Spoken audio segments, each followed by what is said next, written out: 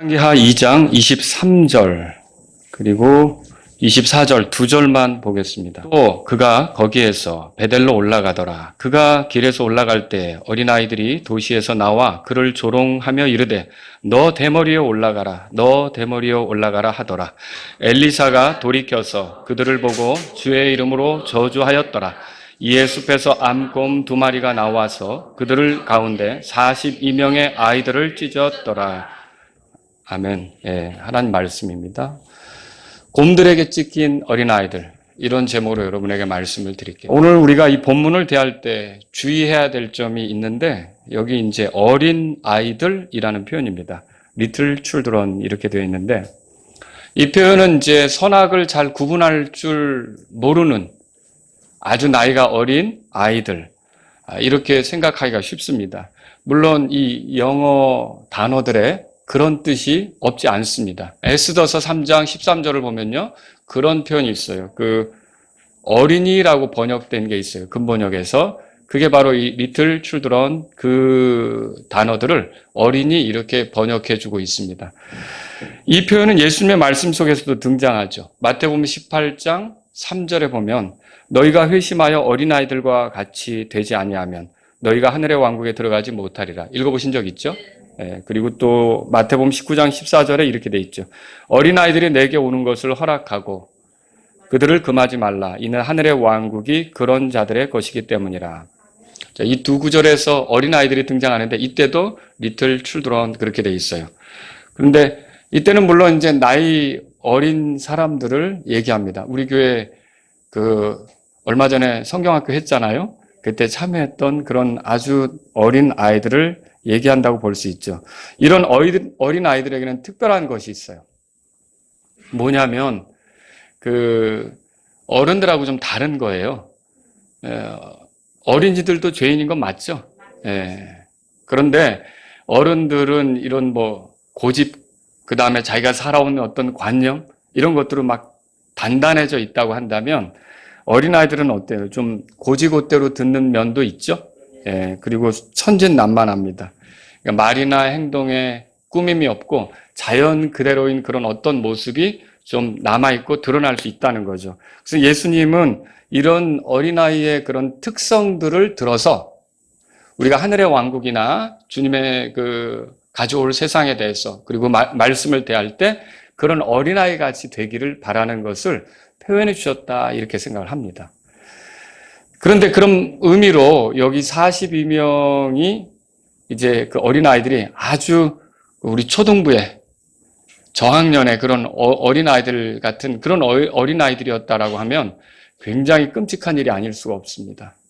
우리가 아이들을 데리고 소풍을 갔는데 캠핑장에서 아이들과 어울려 지내는데 사나운 짐승이 나타나서 40명의 아이들을 물어뜯었다, 찢었다. 그러면 아마 텔레비전 뉴스에서는 연일 그것을 큰 사건으로 이렇게 보도하지 않을까 그런 생각을 해보는 거죠. 만약에 이걸 그렇게 어린 아이들이라고 이렇게 생각한다면 그만큼 시대가 부패했다 이런 뜻으로 우리가 이제 이 말씀을 볼 수도 있겠죠. 근데 이제 이 어린 아이들이라는 표현은 문맥적으로 좀 여러분이 보셨으면 하고 말씀을 드립니다. 이 어린 아이들은 이제 번역하면 다른 데서는 어떻게 또 번역됐냐면 이 리틀 칠드런이라는 단어가 창세기 14장 24절에서는 영맨으로 번역이 됐어요. 청년들 이렇게 번역이 됐고요. 그래서 이게 문맥에 따라 보면 하나님에 대해 무지하고 또 하나님에 대해서 알지 못하고 미숙한 젊은 청년들을 얘기한다라고 할 수도 있다는 거죠. 이게 왜 그러냐면 이들이 굉장히 조직적으로 움직이거든요. 하나가 아니고 여러 명이서. 요한일서 한번 보세요. 요한일서 2장 보겠습니다. 이 리틀 칠드런 이 표현이 요한일서에도 여러 번 나오더라고요. 보니까 성경을 찾아보니까 요한일서 2장 1절에 나의 어린 자녀들아 내가 이것들을 너희에게 쓰는 것은 너희가 죄를 짓지 않게 하려 함이라. 여러분도 이거 읽어보신 적 있죠? 여기 어린 자녀들아라는 말이 바로 그 리틀 칠드런 이렇게 돼요. 근데 여러분에게 여쭙습니다. 이때 어린 자녀들은 초등부의 어린이들을 말하는 겁니까? 아니라는 거 아시겠죠? 꼭 그걸 지칭하는 용어는 아니라는 걸 아실 겁니다. 또 12절에도 나오죠. 어린 자녀들아 내가 너에게 쓰는 것은 너희 죄들이 그분의 이름으로 인해 용서되었기 때문이라. 이때 어린 자녀들, 그리고 여러분 그 13절 끝에도 어린 자녀들아 내가 너에게 쓰는 것은 너희가 아버지를 알았기 때문이라. 이때 어린 자녀들은 다 지금 오늘 열왕기상 2장에 나오는 그 영어 킹제임스 영어 단어들 있죠? 그거랑 똑같은 거예요. 똑같이 나오고 있어요. 그런데 이때는 어때요? 초등부 아이들이라고 여러분이 생각이 됩니까? 아니죠. 이거 말고도 요 뒤에 보면요. 요한일서 2장 28절에도 그게 나오고 3장 18절, 4장 4절도 마찬가지예요. 이때 리틀 칠드런은 다 우리가 이걸 문맥적으로 대할 때 초등부 저학년, 1, 2, 3학년 그런 아이들을 얘기하는 게 아니라는 거죠. 바울도 그렇게 말한 적이 있어요. 갈라디아서 4장 19절에서 나의 어린 자녀들아 너희 속에 그리스도께서 형성되시기까지 내가 다시 너희로 인해 출산하는 산고를 겪노라. 갈라디아서 4장 19절인데 여기 나의 어린 자녀들아 그렇게 말했어요. 여기도 어린 자녀들아는 리틀 칠드런 이렇게 돼 있어요. 근데 문맥적으로 보면 이게 어떻게 초등부의 저학년 아이들을 얘기하는 것 같습니까? 그건 아니라는 걸 우리가 알 수 있죠. 그래서 이 본문에서 우리가 볼 때 아무것도 모르고 겁없이 날뛰는 어린 청년들, 하나님을 향해 무지한, 그리고 우상숭배에 빠진 10대 후반이나 20대 초반에, 아니면 그 이상이 될 수도 있고요. 이런 사람들을 그냥 어린 아이들 이렇게 여기서 지금 부르고 있다라고 볼 수가 있는 거죠. 이들이 한 일이 뭡니까? 하나님의 예언자를 조롱하는 일을 했어요. 자, 근데 이게 한 사람이 했습니까? 이게 42명이 찢겼다라고 돼 있지, 또 죽었다라고 돼 있지는 않아요. 찢겼는데, 여기 보면 그 킹제임스 성경에 그렇게 돼 있어요.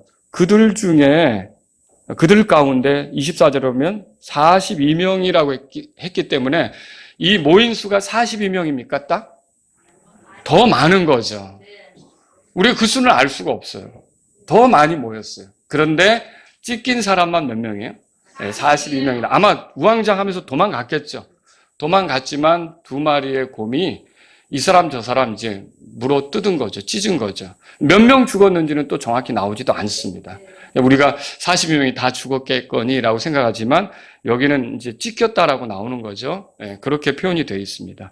그러면 왜 이 사람들은 이런 일에 처해져야 됐을까요? 그리고 예언자를 존중하지 못하고 여기 너 대머리에 올라가라. 너 대머리에 올라가라. 그러죠? 이거 마치 뭐와 같으냐면 이런 거예요. 여러 젊은이들이 모여서 아시겠어요? 너 대머리에 올라가라. 막 이렇게 하는 것과 같은 그림을 한번 생각해 보라는 거죠. 그래서 예언자가 지나가는데 그 예언자에 대해서 못마땅하게 생각하면서 강력하게 너 예언자요 이렇게 올라가라. 너 대머리에 올라가라. 이렇게 얘기하는 것과 같다라고 하는 거죠. 그리고 이제 곰 두 마리에게 이렇게 찢겼는데 이거는 엘리사가 그랬잖아요. 하나님의 예언자로서 이들의 모습을 보고 저주했단 말이에요. 엘리사가 또 곰을 불러냈다 이렇게 생각하시지 마시고 엘리사는 저주했고 하나님께서 보낸 것과 같다라고 하셔야죠. 엘리사가 이들을 찢어서 이렇게 하고 싶은 그런 마음은 없었을 텐데 뭐냐면 분명히 이런 식으로 하는 거는 저주에 이를 수밖에 없다는 것을 엘리사는 알고 있었다는 거죠. 그리고 경고하고 돌아오도록 그렇게 이제 말했던 것이고요. 곰 두 마리를 하나님이 보내셨어요. 그들은 왜 이렇게 하나님의 예언자를 조롱했습니까? 그리고 또 왜 이런 저주에 이르게 되었습니까? 자, 오늘 이걸 제가 여러분하고 같이 살펴보려고 하는 겁니다. 오늘 제 설교 내용이 그건데 크게 두 가지로 말씀을 드릴게요. 여러 가지 있겠지만 첫 번째는 그들이 하나님의 말씀을 싫어했기 때문이에요. 하나님 말씀을 싫어했어요. 23절 다 같이 읽겠습니다. 또 그가 거기에서 베델로 올라가더라. 그가 길에서 올라갈 때 어린 아이들이 도시에서 나와 그를 조롱하며 이르되 너 대머리여 올라가라. 너 대머리여 올라가라 하더라. 여러분이 그 중동 지방의 사람들, 남자들의 복장을 보면 알겠지만은 거기는 햇살이 뜨겁고 모래바람, 먼지바람이 일잖아요. 그러니까 그거 때문에 터번이라고 하는 걸 씁니다. 아시죠? 이렇게 머리에 쓰고 다니잖아요. 그래서 대머리인지 대머리가 아닌지는 쉽게 구분하기는 어려운 거죠. 그런데 사도행전 21장 24절에 보면 서원을 위해서 21장 24절에 보면 서원을 위해서 머리를 미는 일이 있어요. 그리고 나시린이 될 때도 마찬가지예요. 머리를 밀고서 시작을 하죠. 머리가 자라가죠. 그 다음에 머리를 깎습니까? 네, 머리를 깎지 않죠. 그렇게 해서 서원하고 그 머리가 길어져 가는 거예요. 그러니까 이게 머리를 민다는 거는 뭐와 관계가 있냐면 서원한다. 하나님하고 뭔가 이렇게 진지한 약속을 갖는다. 이런 의미가 있는 거죠. 그런데 엘리사는 조금 전까지 엘리야를 따라다녔어요. 근데 엘리야는 어떻게 됐죠? 예, 하늘로 올라갔다고 이제 성경에 기록되어 있죠? 남아있는 건 엘리사예요. 이제 엘리야가 했던 일을 해야 되는 거예요. 그러니까 자기 선생님이 했던 일을 이어받아서 해야 되는 거예요. 그러니까 이스라엘의 예언자로서 더 하나님의 말씀을 전하고 집중적으로 하나님의 일을 해야 하는 시점이 된 거죠.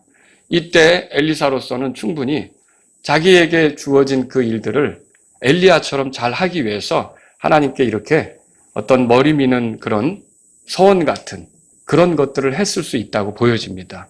만약 그렇다고 한다면 너 대머리여라고 하는 이 호칭은요, 하나님께서 주신 직분을 맡아서 헌신적으로 하려고 하는 사람에 대한 모욕적 언사라고 보시면 돼요.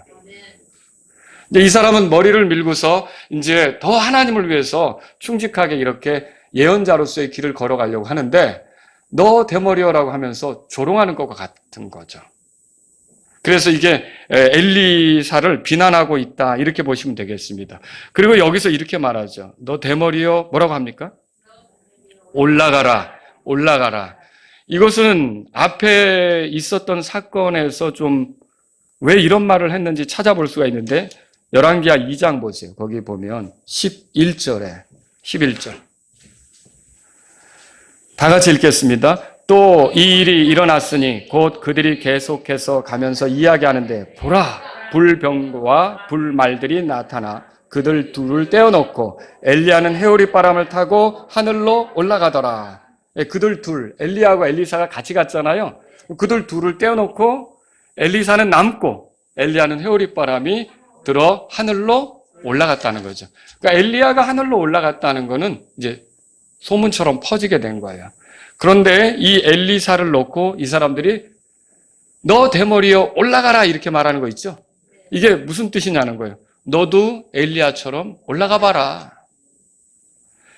그래서 엘리야처럼 사라져라. 어떻게 보면 너도 하나님의 일을 한다며? 그러면 한번 해봐. 좋은 소리가 아니에요. 아주 비꼬는 듯한 말이라는 거예요. 너도 그렇게 해봐. 그렇게 해서 우리 눈앞에서 사라져봐. 이런 식으로 엘리사를 비꼬며 비난하는 말이다라고 할 수 있는 거죠. 그러면 여러분 왜 이 사람들은 이렇게 엘리사에게 이런 식으로 했을까요? 이렇게 한 거는 다른 게 아니라 이들이 하나님 말씀을 미워했고 싫어했고요. 하나님의 사역을 존중하지 않았기 때문에 이렇게 된 거죠. 히브리서 13장 7절에 이런 말씀이 있습니다. 하나님의 말씀을 너희에게 말해주고 너희를 다스리는 자들을 기억하되 그들의 행실의 결말을 깊이 살펴보고 그들의 믿음을 따르라 그랬어요. 그런데 하나님 말씀을 말해주는 이 사람들을 존중하지 않는 것은 하나님 말씀을 기뻐하는 겁니까? 싫어하는 겁니까? 싫어하는 거죠. 엘리사는 누굽니까?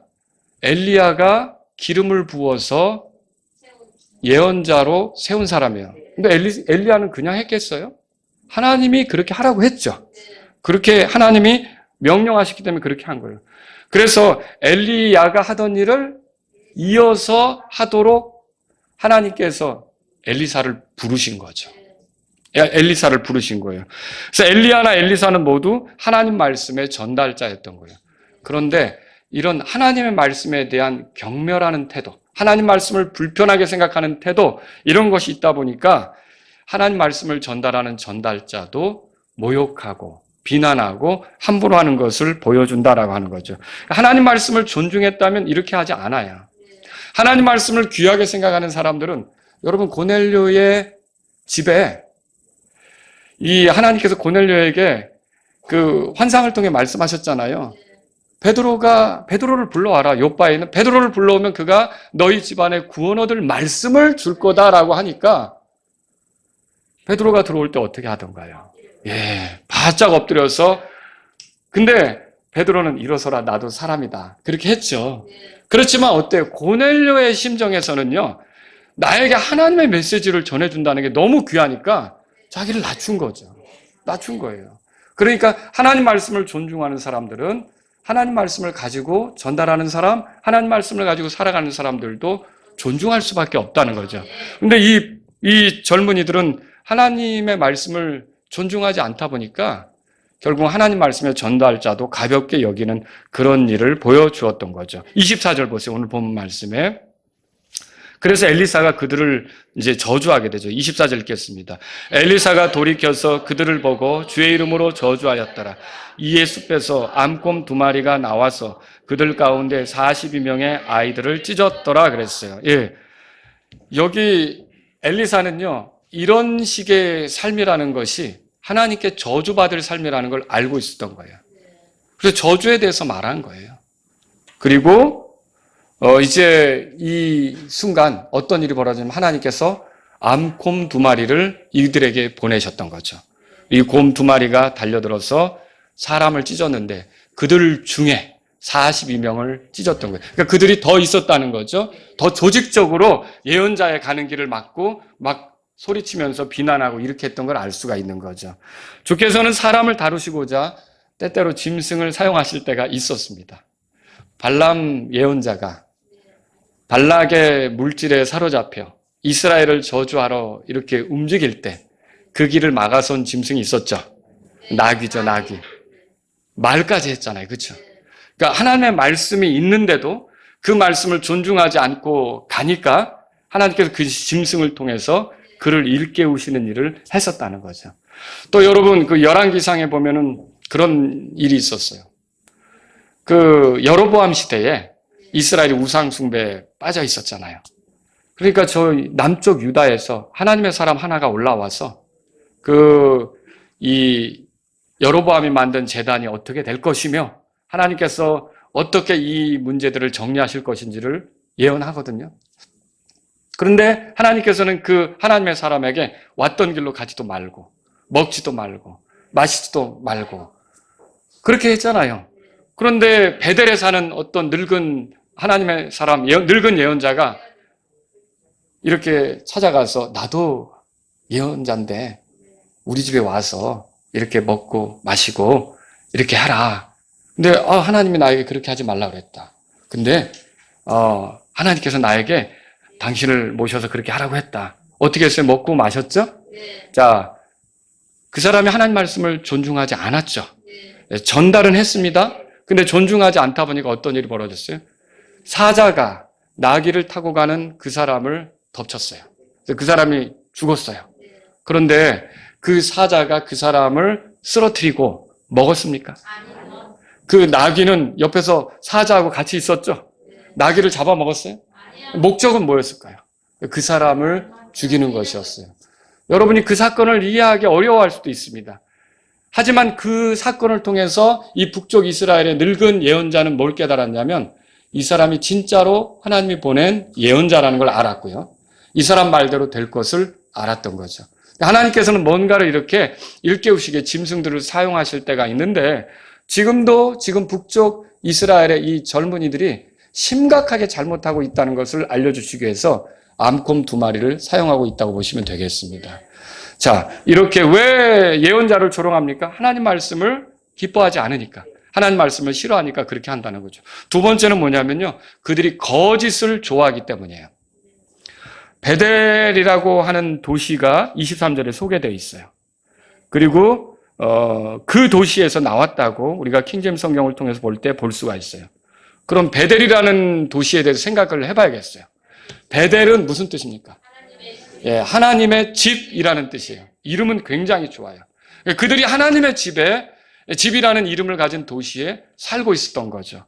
그런데 이 베델의 특별함을 보면 그들의 조상인 야곱이 그 형 에서를 피해 달아날 때 하나님께서 만나주신 곳이 어디냐? 그곳이 베델이었어요. 그리고요, 나중에 가나안 땅으로 돌아왔을 때 세겜 사람들하고 문제가 생겼잖아요. 그 문제가 생겨서 두려움에 사로잡혔을 때 다시 옛날의 소원을 기억하고 하나님께 경배하겠다고 올라갔던 그곳이 베델이었어요. 이 베델. 그래서 하나님은요, 창세기 31장 13절에 스스로를 베델의 하나님 이렇게 표현하신 적도 있어요. 베델은 어떻게 보면 하나님의 집이라는 소리를 갖는 그런 특별한 곳이었는데, 슬프게도 베델에서 일어난 일은 뭐냐면 우상 숭배였어요. 북쪽에 이스라엘 왕국의 첫 번째 왕인 여로보암이 통치하게 되면서 자기 백성들이 명절을 지키려고 예루살렘으로 올라갔다 내려왔다 이렇게 하다 보면 왠지 자기 왕권이 약화되고 예루살렘의 왕조가 그 다윗 왕조죠. 정통성 있는 것 같고 불안해지는 거죠. 그래서 어떻게 했어요? 더는 예루살렘으로 올라가지 못하도록 거짓된 그런 그 신앙을 조작하게 됐어요. 그래서 이 단하고 베델이라는 곳에 금송아지 2마리를 만들어서 섬기게 했던 거죠. 이 베델의 모습은 뭘 보여줄까요? 오늘날 하나님의 집이라고 하면 뭐가 하나님의 집이죠? 교회죠. 교회이지만 그 교회 안에서 거짓된 걸로 훈련받고 익숙하게 된 사람들은 결국 그 상태에서 참되게 하나님을 만나지 못한 상태로 끝난다면 저주에 이를 수밖에 없다는 거죠. 오늘 아침 주일학교 때 여러분 배우셨죠? 더 많이 알게 된 사람에게 책임이 있다고. 교회라는 곳을 통해서 성경 이야기도 듣고 이렇게 했지만 거짓에 사로잡혀서 결국은 하나님을 참되게 만난 사실이 없다면 저주에 이를 수밖에 없다는 거죠. 여러분, 베델에는 어떤 일이 있었습니까? 열왕기상으로 가보세요. 열왕기상 12장입니다. 열왕기상 12장. 거기 28절에 우리 같이 읽어보겠습니다. 28절 읽겠습니다. 이에 관하여 왕이 조언을 받고 금송아지 2를 만들고 그들에게 이르기를 너희가 예루살렘으로 올라가는 일이 너무 큰 일이로다. 오 이스라엘아, 너희를 이집트 땅에서 데리고 올라온 내 신들을 보라 하더라. 금송아지 2를 만들어서 이 금송아지들이 이집트에서 너희들을 출애굽시킨 그 신이라는 거예요. 맞습니까? 이건 크게 잘못된 거죠. 거짓된 교리예요. 거짓된 교리가 여기 있었던 거예요. 이스라엘은 지금 보이지는 않지만 살아계신 그 하나님을 섬겨온 거 아닙니까? 근데 거기서 눈을 돌려서 이 금송아지를 만들어 놓고 이 금송아지가 너희를 출애굽시킨 그 하나님이라는 거예요. 그 신이라는 거예요. 이 금송아지를 섬겨야 된다는 거죠. 이게 얼마나 심각한 거짓입니까? 오늘날 교회들도 그런 일이 벌어질 수 있어요. 교회라는 간판을 걸었지만 성경이 말하는 하나님이 아닌 그들의 교리로, 잘못된 교리로, 거짓된 교리로 꾸며낸 그런 하나님을 소개하면서 사람들을 현혹시킬 수 있어요. 여러분, 하나님은 사랑이십니까? 그래서 하나님이 사랑이시기 때문에 죄인들을 지옥에 보낼 일은 없습니까? 바로 그런 식으로 한쪽으로 하나님을 생각하면서 잘못된 걸 인식시키는 사람들이 있다는 거죠. 하나님은 사랑의 하나님, 맞죠? 거룩하신 분이시기도 하십니다. 공의로운 분이기도 하십니다. 죄인에 대해서 심판하시는 하나님이시죠.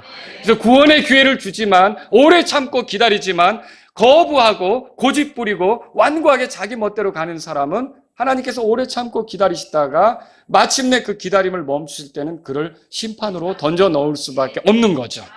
그러니까 하나님에 대해서 왜곡하는 경우가 너무 많습니다. 이름은 또 좋은 것도 많이 쓰죠. 하나님의 교회. 이름은 너무 좋죠. 근데 어디서 여러분이 성경에서 하나님이 여자라는 걸 보신 적 있습니까? 엉뚱한 것들이 너무 많은 거예요. 결국은 그 속에서 그걸 배우고 진짜 하나님하고 가깝게 되지 못하면 오늘 여기 베델의 그 젊은이들처럼 어떻게 되느냐면 저주받게 되는 거예요. 그 끔찍한 일이라는 거죠. 이게 사람을 하나님이라고 하고요. 이런 일들이 벌어지는 거예요. 또 거짓된 경배가 있습니다. 29절 보세요. 29절 30절 다 같이 읽습니다. 그가 하나는 베델에 두고 다른 하나는 단에 두었더라. 이 일이 죄가 되었으니 이는 백성이 단까지 가서 그 하나 앞에서 경배하였기 때문이더라. 그러니까 이 사람들이 베델에 있으면서 이 경배에 젖어드는 거죠. 그런데 여러분, 경배라는 게 뭡니까? 정말로 가치가 있는 거, 워십, 이게 월스 가치가 있는 거 있죠? 그거를 존중하고 높이는 게 경배예요. 우리에게서 경배 받으실 분은 하나님이십니다. 그분은 창조주이세요. 그분은 우리의 공급자이세요. 그분은 우리의 구원자이세요. 그분은 우리의 주권자이세요. 그분은 경배받기 합당하신 분이시죠. 그런데 그것이 아니라 사람이 손으로 만든 것, 사람의 생각에서 나온 것, 이런 것들을 경배하는 거예요. 이런 것들을 높이는 거죠. 이거는 어리석은데 힘, 물질, 재능, 모든 것들을 낭비하는 거예요. 그거는 하나님이 기뻐하실 수 없는 거죠. 우리의 경배는 하나님께만 드려져야 되는 거예요. 그래서 그분은 지금도 영과 진리로 경배하는 자들을 찾으시죠. 이 경배가 변질되어서 사람이 만든 것들을 높이는 것처럼 오늘날은 어떻게 하냐면요, 사람에게 맞추기 위해서 경배가 하나님 중심이 아니에요. 사람에게 보여주기 위한 경배를 한단 말이죠. 그리고 쇼죠. 쇼. 사람에게 이렇게 호감 가는 그 무슨 락 콘서트처럼 그렇게 하기도 하고, 또 제가 어떤 책에서 읽은 것은요, 사람들을 더 많이 교회로 이끌기 위해서 경배가 아니라 의자들을 아예 다 밀어놓고 가운데다가 레슬링장 차려놓고 선수들 데리고 와서 하게 하고 볼거리 제공한다고. 여러분, 이런 것들은 교회가 할 게 아니라는 거죠. 그래서 참으로 경배할 그분이 아닌 엉뚱한 것들에 매료되어서 이렇게 살아간, 거기에 익숙해진 아이들이 결국은 하나님을 가까이 하지 못하게 되면 저주에 이를 수밖에 없다는 거예요. 베델에는 거짓된 제사장들이 있었어요. 31절 다 같이 읽습니다. 그가 또 산당들의 집을 짓고 레위의 아들들이 아닌 자들, 곧 백성 중에서 가장 천한 자들을 제사장으로 삼았더라. 주의 말씀에 의하면 제사장은 레위의 아들들, 아론의 후손만 제사장이 될 수가 있어요. 근데 오늘 성경에 보면 어떤 사람들이, 천한 자들이, 이 자격도 안 되는 그런 사람들이 제사장 노릇을 하고 있는 거예요. 여러분, 오늘날 우리는 제사장입니까? 제사장이 하는 일은 뭐예요? 모세 율법을 읽어보세요. 섬기는 일이에요. 하나님을 섬기는 일이에요. 그런데 저와 여러분들은 하나님을 섬길 수 있는 위치에 있지 못했어요. 왜냐하면 죄인이었고 하나님은 거룩한데 우리가 어떻게 하나님을 가까이 할 수가 있겠어요? 우리의 섬김은 오히려 하나님 앞에 가증하게 보이는 것들이죠. 하지만 우리의 섬김이 가능하도록 예수님께서 이 땅에 오셨고 우리를 위해 죽으셨고 부활하셨고 우리를 정결하게 하시지 않았습니까? 예수님을 통해 저와 여러분들은 제사장이 된 거죠. 여러분, 그래서 하나님을 섬기는 그런 특권, 이거는 참으로 구원받은 사람들에게만 주어지는 거예요. 거듭난 사람에게만 주어지는 거죠. 그런데 오늘날 교회들은 그렇지 않습니다. 하나님의 집이라고 하는 데가 교회만 몇 개월 잘 나오면 아직 거듭나지도 않았는데 제사장으로 삼는 거예요. 제사장처럼 여겨주는 거죠. 여러분, 이런 데서 하나님하고 가깝게 되지 못하면 그저 자기가 하는 일에 속아서 자기도 얼마나 하나님하고 가까운 것처럼 생각하고 진짜로 가까운 건 아닌데 그렇게 살다 보면 그들은 어떻게 되겠습니까? 저주에 이를 수밖에 없다는 것이죠. 또 32절에 보세요. 거짓된 절기를 만들었어요. 30절 다 같이 읽습니다. 또 여로보암이 8월 곧 그달 15일에 명절을 정하여 유다에 있는 명절과 같게 하고 또 그가 제단 위에 헌물을 드렸더라. 그렇게 그가 베델에서도 자기가 만든 송아지들에게 희상을 드렸으며 또 자기가 만든 산당들의 제사장들을 베델에 두었더라. 구약 시대에 하나님께서 이스라엘 백성에게 7가지 절기를 주셨어요. 유월절, 무교절, 초실절. 이거 뭐 보여주는 거예요? 그리스도께서 처음 이 땅에 오시면 하게 될 일, 그거 보여주는 거예요. 나팔절, 속죄일, 장막절, 이거 뭐 보여주는 거예요? 그리스도께서 다시 오실 때 하실 일들, 그거 보여주는 거죠. 오순절, 그리스도께서 하늘에 계시지만 그분이 보내신 성령님께서 하실 일들을 보여주는 거죠. 그러니까 그리스도가 하실 일들을 보여주는 게 절기예요. 그런데 지금 이들에게는 그런 예언적 의미가 없는 엉뚱한 절기를 만든 거예요. 이게 뭘 보여주고 있어요? 여러분, 교회에서 하는 모든 일들은 그리스도를 드러내는 것이어야 되죠. 그리스도를 영화롭게 하는 것이어야 되죠. 우리가 주의 만찬 왜 합니까? 주님 기념하는 거 아닙니까? 왜 우리가 침례를 받습니까? 주께서 나의 죄 때문에 죽고 묻혔고 부활하신 것을 공개적으로 이렇게 드러내는 거 아닙니까? 우리의 모든 삶이라고 하는 건 결국 그리스도를 드러내는데 초점이 맞춰져 있는 거예요. 그런데 이런 그리스도를 드러내기보다는 그저 사람이 만든 거 그걸 즐기면서 그리스도는 배제된 채 살아가는 하나님의 집, 그런 교회, 그런 생활, 이런 것들은 그 끝이 어떻게 되겠습니까? 저주에 이를 수밖에 없다라고 하는 거죠. 그러면 여러분, 우리의 아이들 혹은 우리가 어떻게 하나님과 참으로 가깝게 되겠습니까? 우리가 하나님과 가깝게 될 수 있는 길은 딱 하나밖에 없습니다. 길이요 진리이신 생명이신 예수 그리스도밖에 없습니다. 예수 그리스도를 우리가 구주로 모셨을 때 나의 죄 때문에 그분이 나를 죄에서 건지려고 이 세상에 찾아오셨고 그분이 십자가에서 죽은 것이 나의 죄값으로 나의 죄 때문에 대신 죽은 것이고 그분이 묻혔다가 부활하셔서 지금은 살아계셔서 나를 위한 변호자로서 내가 그분을 신뢰한다면, 주님으로 의지한다면 끝까지 나를 구원으로 이끌 수 있다고 믿는 사람은 그분을 통해 하나님하고 가까워질 수가 있습니다. 얼마나 가까워지느냐? 전에는 죄인이었지만 이제는 하나님이 아들로 삼아주십니다. 저에게 있어서 제가 인생을 보내는 동안 우리 아이들이 태어나기 전에는 아내가 제일 가까웠거든요. 어떻게 보면.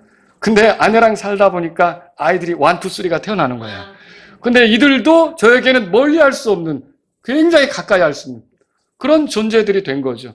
그래서 제가 사무실에 방에 앉아서 뭐 이렇게 말씀 준비하고 이렇게 하고 있을 때 그냥 쑥 문 열고 들어오는 사람, 우리 성도님들 중에 그런 분은 없어요. 근데 쭉 열고 들어오기도 하고 이러죠.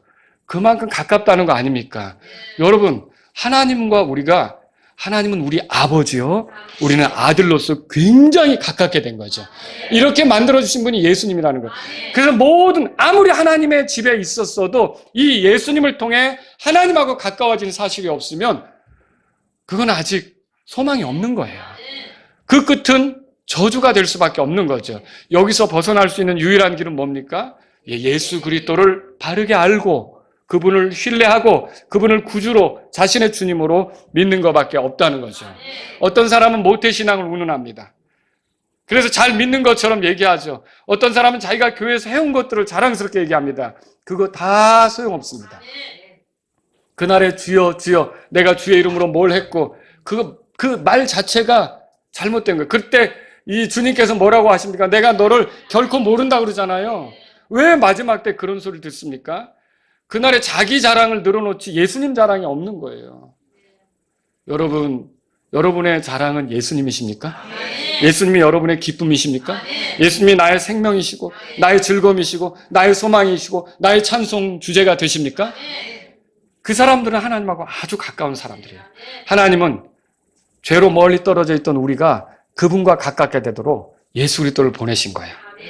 에베소 2장 13절에 그리스도의 피, 곧 그 피를 통해 우리가 하나님과 가까워졌다는 걸 말해주고 있어요. 그래서 저와 여러분들은요, 예수님을 통해서 이렇게 나아가지 않으면 영원히 그 가운데로 계속 가다 보면 저주받을 수밖에 없다는 것이죠. 오늘 저는 저주받은 아이들을 여러분에게 소개했습니다. 하나님의 말씀을 싫어하고 거짓을 좋아하는 자들은 그분의 말씀의 전달자도 존중하지 않습니다. 공산주의자들이 그렇잖아요. 공산주의자들은 하나님 말씀을 좋아합니까? 아니죠. 거기에는 온갖 우상이 있잖아요. 북한에도 저 우상단지가 있고요. 그 큰 상 앞에 가서 김일성, 김정일 상 앞에서 다 조아리고. 이상해요.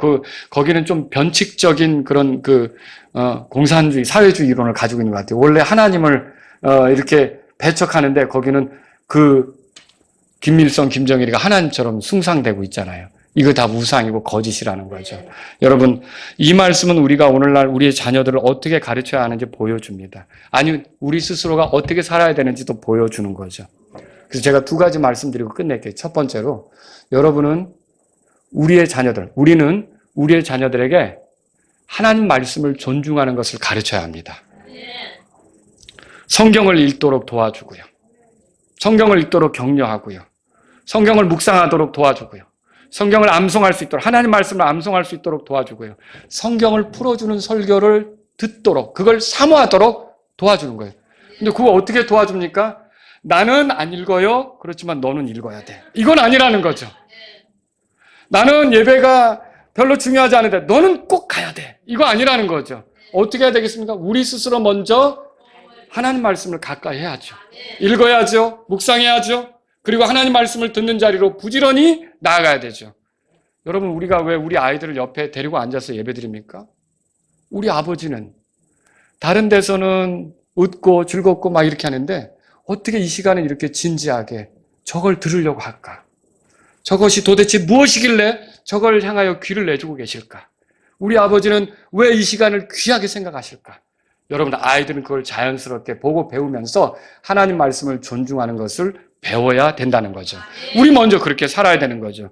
여러분, 누가복음 16장에 보시면 부자가 지옥 간 그 이야기가 기록되어 있어요. 예수님이 그 말씀을 하셨죠? 근데 그 부자가 하나님께는 요청이 안 되니까 아브라함에게, 자기 조상에게 요청하죠. 내 형제들 5이 있는데 그들은 여기 안 왔으면 좋겠어요. 지옥에 오지 않았으면 좋겠어요. 그때 아브라함이 들려줬던 이야기 읽어보셨습니까? 이렇게 써 있죠. 누가복음 16장 28절에 그들에게 모세와 예언자들이 있으니 그들이 저들의 말을 듣게 하라. 모세와 예언자들의 말이 있다고 그랬어요. 이게 뭘 얘기하는 거예요? 예언자들이 있다고 그랬는데 그 구약의 성경이죠. 그들이 성경 말씀을 듣게 하라. 성경 말씀을 가까이 하게 하라. 그들이 성경 말씀을 취하면 된다 이거죠. 또 이렇게도 말했어요. 그들이 모세와 예언자들의 말을 듣지 아니하면 비록 어떤 사람이 죽은 자들로부터 일어날지라도 그들이 설득되지 아니하리라. 그러니까 하나님 말씀을 통해서 해답을 얻지 못하면 소용없다는 거죠. 무엇을 가까이 해야 합니까? 하나님 말씀을 가까이 해야 돼요. 여러분의 평생에 하나님 말씀은 읽고 또 보고, 저도 이 성경을 보다가 제가 첫 번째 읽었을 때 다 이걸 깨달았을 것 같아요? 아니죠. 그럼 저는 지금 이거를 창세기부터 계시록까지 다 깨달았을 것 같아요? 그것도 아닙니다. 저도 계속 날마다 성경을 읽어가면서 주님이 가르쳐 주시는 대로 또 여러분에게 말씀을 전하고 제 삶에도 적용하고 이렇게 하는 거지.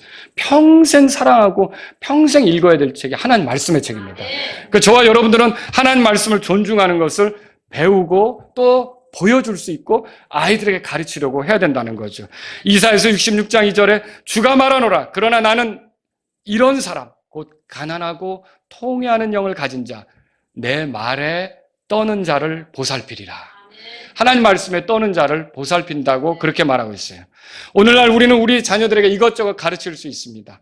정말 중요한 것은 하나님 말씀을 존중하도록 가르치는 겁니다. 그래서 우리에게 정확히 보존된 성경이 더 필요한 거고요. 왜냐하면 하나님 말씀대로 우리가 또 살아가야 되니까. 잘못된 어떤 틀린 그런 부분이 있으면 안 되니까 정확한 성경이 필요한 거죠. 우리의 자녀들이 이 어두운 세상을 살아갈 때 하나님의 말씀을 등불이라고 고백하도록 도와주셔야 돼요. 시편 119편 105절에 주의 말씀은 내 발의 등불이요 내 길의 빛이니이다. 이 고백이 우리 아이들의 고백이 되게 해주셔야 돼요. 또 시편 119편 9절에 청년이 무엇으로 자기 길을 깨끗하게 하리까? 주의 말씀에 따라 그 길에 조심함으로 하리이다. 여기 청년은 단수로 되어 있지만 오늘 본문에 나온 그 어린아이들하고 원래는 같은 단어예요. 그런데 여기서 이제 청년이라고 번역을 해준 거죠. 킹제임스 역자들이. 그래서 저와 여러분들이 깨끗한 삶, 거룩한 삶을 살기 위해서는 반드시 필요한 게 하나님의 말씀이다라고 하는 것이죠. 시편 119편 11절에 내가 주께 죄를 짓지 아니하려고 내가 주의 말씀을 내 마음속에 숨겼나이다. 여러분 거룩한 삶을 원하십니까? 창조 목적대로 하나님을 기쁘게 하는 대로 가기를 원하십니까? 그럼 하나님 말씀을 존중하셔야죠. 예, 이것이 우리의 삶의 매뉴얼이에요. 하나님이 사람을 만드셨잖아요. 사람 존재의 목적이 뭔지, 어떻게 사는 것이 창조 목적대로 가는 건지 이걸 가르쳐주는 게 하나님 말씀이라는 거죠. 저와 여러분들은 이 말씀을 존중할 수 있기를 바랍니다. 우리의 자녀들이 이 말씀을 존중하는 것, 이것이 우리 자녀들의 삶에 배어지도록 본을 보일 수 있기를 바랍니다. 두 번째로 드리고 싶은 것은요, 우리의 자녀들에게 하나님이 먼저가 되도록 가르치십시오. 이거는 그렇게 가르치려면 나에게도 하나님이 먼저가 되셔야 합니다. 엘리에 대해서 읽어보셨을 거예요. 한번 사무엘기상 2장에 가보세요. 사무엘기상 2장. 사무엘기상 2장. 여러분 엘리가 제사장이었어요. 그런데 그 아들들이 제사장 노릇 잘하면 되잖아요. 근데 왜 사무엘이 필요했냐고요. 그 아들들이 엉망이었거든요. 사무엘이 제사장이 되잖아요. 아들들이 엉망이었던 거예요. 그런데 이 문제에 대해서 하나님께서 엘리를 책망하죠. 왜 책망하십니까? 29절 보세요. 다 같이 읽겠습니다. 너희가 어찌하여 내가 내 처소에서 명령한 내 희생물과 내 헌물을 발로 차며, 보세요, 여기서 내 아들을 나보다 더 귀중히 여겨 내 백성 이스라엘이 드리는 모든 헌물 중에서 가장 좋은 것으로 너희 자신을 살찌게 하느냐. 그러니까 어떻게 네 아들을 나보다 더 중히 여기느냐. 여러분, 우리 삶의 우선순위에 맨 앞에 오셔야 될 분 누굽니까? 하나님이십니다. 우리가 뭔가를 할 때 맨 먼저에 서셔야 될 분은 누굽니까? 하나님이십니다. 우리의 삶에 권위가 있지만 최고로 높은 권위에 계셔야 될 분은 누굽니까? 하나님이십니다. 하나님이 우선이 돼야 되는 거예요. 여기 보세요. 30절에 이렇게 써 있죠. 그런즉 주 이스라엘의 하나님이 말하노라. 참으로 내가 이르기를 내 집과 내 조상의 집이 내 앞에서 영원히 거리라 하였으나 이제 주가 말하노라. 결단코 내가 그리하지 아니하리라. 다 같이요. 이는 나를 존중히 여기는 자들을 내가 존중히 여기고 나를 멸시하는 자들은 소홀히 여길 것이기 때문이라. 그래서 이 엘리의 아들들은 블레셋과의 전쟁터에서 죽임 당하고요. 그리고 엘리의 집안에서는요, 노인이 나오지 않게 됐어요. 그 밑에 31절에 보세요. 내 집에 노인이 하나도 없게 하리라. 얼마나 끔찍한 말입니까? 그리고 33절에 모두 꽃다운 나에 죽으리라. 찾으셨어요? 그 말도 있죠. 그리고요, 36절에 보세요. 내게 제사장 직분 중에서 하나를 맡겨서 내가 빵 한 조각을 먹게 하소서. 그러니까 일거리를 구걸하는 위치, 그 기회를 얻기 위해서 구걸하는 위치에 있게 될 거라고 말씀하고 있는 거죠. 여러분, 하나님이 먼저이셔야 됩니다. 우리의 아이들이 우리의 왕이 되게 해서는 안 됩니다. 자녀를 키울 때 아이들을 왕으로 삼는 부모가 있어요. 여러분은 잘 아셔야 돼요. 우리의 왕은 예수 그리스도이십니다. 자녀들도 예수 그리스도가 왕이라는 걸 알도록 그렇게 만들어줘야 돼요. 여러분, 부모는 아이들을 위해 헌신합니다. 그들에게 모든 걸 맞추며 또 그들을 위해서 애쓰고 그들에게 공급자가 되고 그들에게 시간을 내고 그들이 어디 간다면 따라가고 그들이 어디 가면 데려오고 그들과 보내기 위해서 많은 애를 쓰는 거죠. 그런데 여러분, 그 아이들이 왕이 되어서 아이들과 내가 주님으로부터 멀어지게 된다. 그건 잘못된 선택을 하는 겁니다. 기억하십시오. 우리 아이들에게 이것도 가르치고 저것도 가르치는데 이 아이가 학교를 못 다닐 수는 있습니다. 그러나 하나님을 섬기지 않는 위치에 서면 그건 저주입니다. 이 아이가 시험을 놓칠 수도 있습니다. 그러나 이 아이가 하나님을 섬기는 데서 미끄러지면 그건 힘든 겁니다. 여러분에게 반드시, 제 자신에게, 저도 아이들을 키우는 입장에서 말씀드린다면 믿음 생활이라는 건 액세서리가 아니에요. 여러 가지 것들을 달아주는 것 중에 하나가 아니란 말이에요. 하나님을 섬기는 건 액세서리가 아니에요. 네가 이런 공부도 하고 이런 취미도 있고 그러면 이런 기독교 신앙도 하나 갖고, 이거 아니에요. 우리가 가지고 있는 신앙은 절대적인 겁니다. 하나님하고 우리 관계는 무엇과도 바꿀 수가 없는 거예요. 그런데 이거를 마치 다른 어떤 것과 비교해서 양보할 수 있는 것처럼, 뒤로 물러갈 수 있는 것처럼 생각하는 건 너무 끔찍한 거라는 거죠. 여러분과 저는요, 반드시 알아야 될 게, 이 신앙이라고 하는 거는 하나님하고 우리 관계에 있어서 절대적인 거다. 양보할 수도 없는 것이다. 물러날 수도 없는 것이다. 액세서리가 아니다. 이걸 여러분과 저는 기억하셔야 되는 거예요. 다른 거는 다뤄줬다 뗄 수도 있어요. 교회 다니다가 말게 할 그런 게 아니라는 거죠. 주님 섬기다가 말게 하는 그런 거 아니라는 거죠. 우리 평생에 주님을 섬겨야 되는 겁니다. 여러분과 저는 그것을 기억해야 되는 거죠. 엘리야 시절부터 하나님의 말씀을 거부한 아이들이, 엘리야 시절부터 엘리사가 등장하자 그 젊은이들은 엘리야 시절부터도 제대로 배우지 못했을 거 아닙니까? 엘리사가 등장하자 조롱하고 비난하게 되었어요. 여러분, 이렇게 되지 않으려면 우리는 어떻게 되겠습니까? 아주 어린 시절부터. 얼마 전에 우리 겨울성경학교 했어요. 김대성 집사님이 휴가를 내셔가지고 오셨더라고요. 오셨는데 저랑 같이 얘기하시면서 그런 말씀 하시는 거예요. 대청도에 있을 때가 생각난다고. 아주 어린 시절. 그때 예배당에 가셨었나 봐요. 성경학교 이렇게 옛날에는 찬송가 이렇게 적잖아요. 적어서 넘겨서 부르잖아요. 그거 아시죠? 그 생각이 떠오르더라는 거예요. 지금 60이 넘으셨는데. 여러분, 우리 아이들도 어려서부터 하나님을 알게 되면 이게 시간이 흘러도 아이들의 삶을 주장하는 게 됩니다. 아이들이 그것과 함께 가는 거죠. 그래서 잠언 22장 6절에 아이가 마땅히 가야 할 길로 아이를 훈련시키라. 그리하면 그가 늙어서도 그 길을 떠나지 아니하리라.